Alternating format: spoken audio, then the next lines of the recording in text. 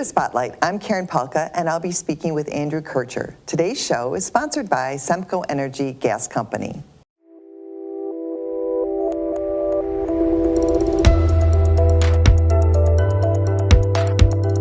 Welcome, Andrew, to Spotlight. Thank you so much for having me. It's so exciting to always talk with you and hear all of the different things that you have going on with the Port Huron Museum. So tell us a little bit about the overall Port Huron Museums. Yeah, so we do so many different things. I think it can get confusing for somebody who might not, like, I work there, so I sometimes don't know everything we're doing. But Port Huron Museums is an organization that we run 4 different museum sites in town, as well as a variety of programs at all of those different sites and a trolley. So we run the Carnegie Center as our main museum. I think that's what a lot of people think of when they just hear Port Huron Museums. That's, right. 6 of them all, the old library. We have rotating exhibits that come through there.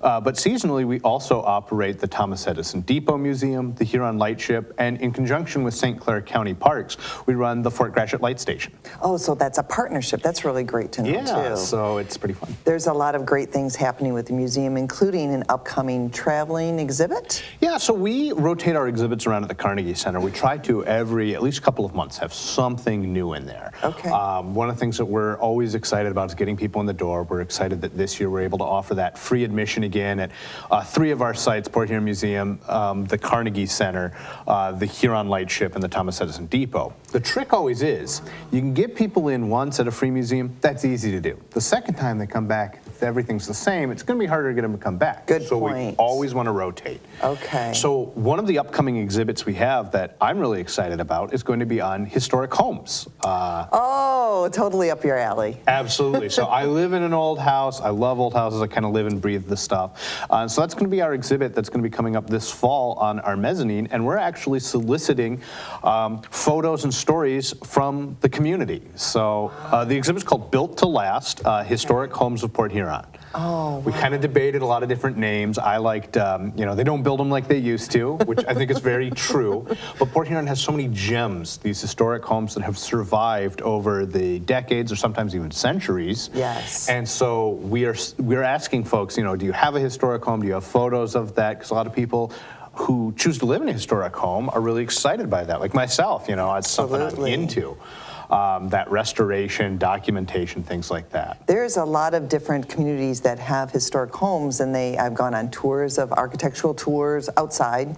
They have, Christmas shows inside their homes. So this way you can come to the museum for free and see a little bit about some of our great history of our of our homes. Absolutely, and they're one of the things that really make that built cultural landscape we live in. It's what makes any city unique, is like having those unique homes, because you can go someplace that's cookie cutter or subdivision built in the 1970s and it all looks the same. Yes. It's having those old homes, those different districts. Port Huron has 2 historic districts in town, but we have historic homes throughout the city. So if people want to find that, they can go to phmuseums.org/historic homes, and there's a little Google form, so they can submit those pictures, and that exhibit's going to be coming together this fall, so we'll be really excited. So we just need people to submit to that. But in the meantime, one of the things that you offer, not only the brick and mortar sites, are some other tours, like, maybe a Prohibition bar crawl.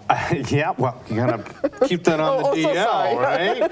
So yes, we actually have, in some ways, it's kind of like our 5th site. It's our trolley. So we go on all sorts of trolley tours. I have a couple of murder and mayhem tours. There's actually an architecture tour, just like you were talking about. I didn't even realize.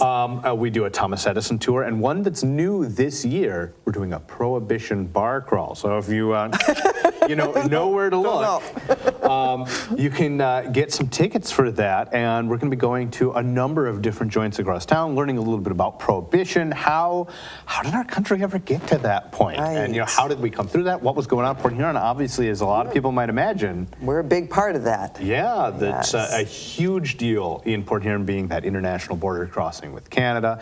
So it's a great chance. You can come along. There are some samples involved. I've told other people that even if you don't want to come and drink, you can still learn. There's a lot of fun with some cool places to see.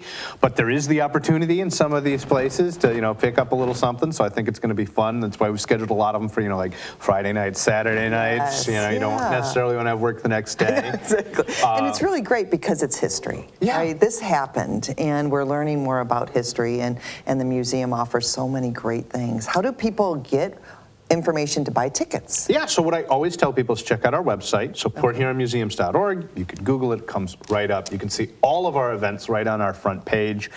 There's a little calendar that kind of updates. You can always see what's the next thing coming up and get tickets for that. And I also tell people to follow our social media. We're on Facebook, Instagram, TikTok, Port Huron Museums. Okay, wonderful. And do you lead all of these tours? Quite a few of them. Okay. So it's a lot of fun. It's one of my favorite parts of my job is getting to share this local history with other people. And you know, one short little nugget, the one person that got you into your historical love, what is that one person? I'd say it's probably my grandfather, getting to grow up at his house. He had kind of a museum of his own, always had lots of old stuff, and I've been interested in history since I was a real little kid. So. I just think it's wonderful how people impact our lives and then, how you're able to impact other people's lives. Absolutely. Awesome. Thank you so much, Andrew, for coming here today. Thanks for having me. And thank you for joining us on Spotlight.